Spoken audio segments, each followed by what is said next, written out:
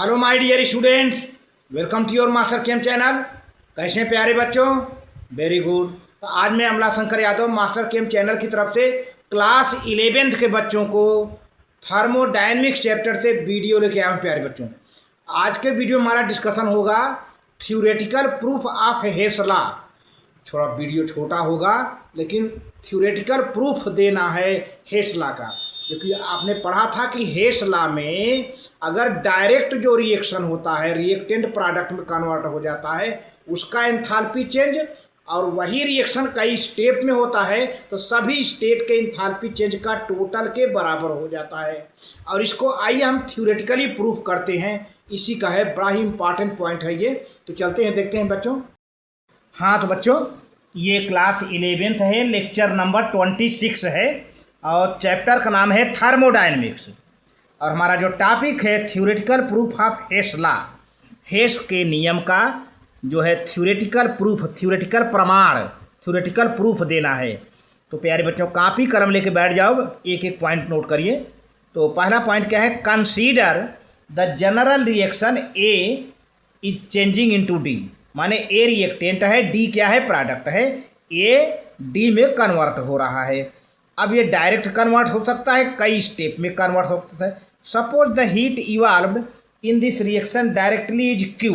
हम मान लेते हैं कि ए जब डायरेक्टली डी में कन्वर्ट होता है तो क्यू अमाउंट का, कैपिटल क्यू है, क्यू अमाउंट जूल जो है हीट इवॉल्व होती है। चलिए ठीक है, डायरेक्ट की बात है। अब यही रिएक्शन प्यारे बच्चों स्टेप में हो रहा है। Now suppose the same reaction, माने यही ऊपर का reaction takes place in 3 steps. मान लेते हैं कि यही रिएक्शन को होने में 3 स्टेप ले लेता है। पहले ए बी में कन्वर्ट होता है, फिर बी सी में चेंज होता है, सी तब लास्ट में डी। यानी कितना स्टेप हो गया? Step number 1, step number 2, step number 3। 3 step लग गए प्यारे बच्चों। ए को डी में जाने के लिए 3 स्टेप हो गए। तो अब suppose the heat evolved in these 3 steps are Q1। मान लीजिए पहले स्टेप में हीट Q1 इवॉल्व हुआ, दूसरे स्टेप में B से C जाने में Q2 इवॉल्व हुआ, तीसरे स्टेप में C से D में जाने में Q3 जूल इवॉल्व हुआ।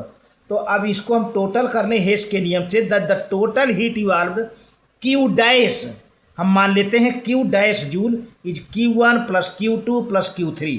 ये है।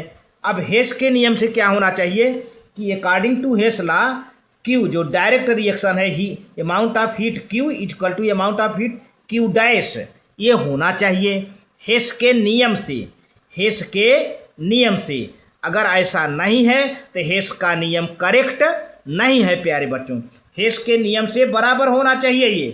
तो if Hess law is not correct then either, अगर हेस लॉ सही नहीं है तो या तो Q डैश Q से कम होगा या तो Q डैश Q से ज़्यादा होगा प्यारे बच्चों। लेकिन अगर बराबर है तो हेस लॉ करेक्ट है। आप इसको नोट कर लें, ठीक।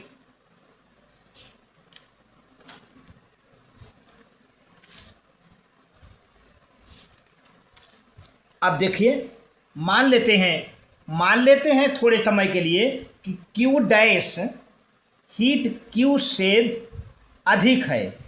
इसका मतलब होता है this means that if we go from A to D, अगर हम A से D चलते हैं in the number of steps the heat is evolved is more than the heat absorb. तो A से हम D तक चलते हैं, Q1 Q2 Q3 3 स्टेप में जाते हैं, तो जो हीट इवॉल्व है वह ज़्यादा होता है दैन हीट एब्जॉर्ब्ड, जो हीट एब्जॉर्ब की गई है। When we return from D to A directly in 1 step, तो जब हम D से A डायरेक्टली 1 स्टेप में जब लौटते हैं तो remember that for the direct process A to D Q joule of the heat is evolved. अगर हम डायरेक्ट प्रोसेस में चले A से D तक तो Q जूल हीट इवॉल्व होती है। So for reverse process is D to A।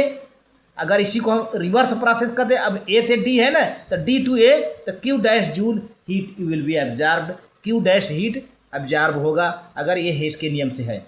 That when cyclic process is completed, जब साइक्लिक प्रोसेस कंप्लीट होती है तो Q माइनस Q डैश जो है cycle joule of the heat is produced, Q minus Q dash heat produce होती है।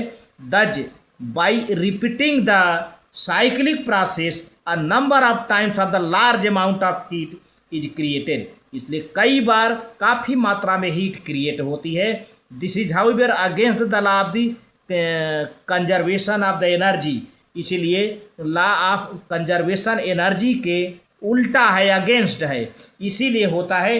Hence Q must be equal to Q dash. तो प्यारे बच्चों, अगर हेस लॉ लागू करना है तो क्यू को हमेशा क्यू डैश के बराबर होना चाहिए, और हेस लॉ तब करेक्ट होगा।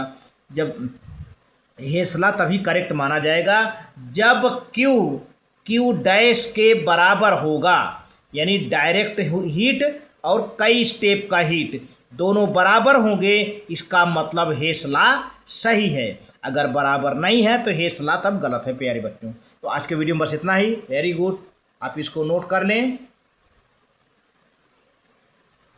ठीक।